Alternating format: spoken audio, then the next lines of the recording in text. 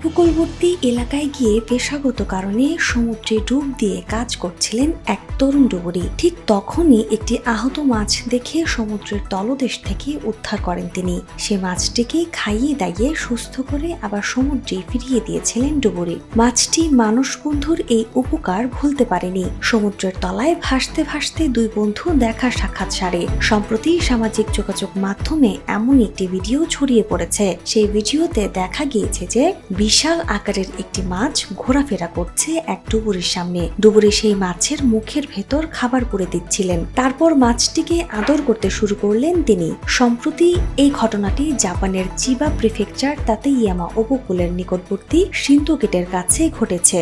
ডুবুরি হিরোউকি আরাকাওয়া ৩০ বছর আগে দৈনন্দিন নজরদারির কাজ সারতে সেই এলাকায় ডুব দিয়েছিলেন। নজরদারি করার সময় এশীয় শিপস হেড জার্স প্রজাতির একটি মাছকে আহত অবস্থায় উদ্ধার করেন তিনি। মাছটিকে খাইয়ে দাইয়ে সম্পূর্ণ সুস্থ করে আবার সমুদ্রেই ছেড়ে দিয়েছিলেন। ভালোবেসে মাছটির নাম ইউরিকো রেখেছিলেন তিনি। তারপর থেকে যখনই তিনি ওই এলাকায় ডুব দেন তখনই তার কাছে ইউরিকো চলে আসে। ডুবুরির চারদিকে পাক খেয়ে সাঁতার কাটতে থাকে সে। ডুবুরি তার বন্ধুর জন্য নিয়মিত খাবার নিয়ে যান। ৩০ বছর ধরে জলের তলায় বন্ধুত্ব বজায় রেখেছেন তিনি। ভিডিওটি সামাজিক যোগাযোগ মাধ্যমে ছড়িয়ে পড়লে তা ভালোবাসায় ভরিয়ে দেন নেটপাড়ার অধিকাংশই।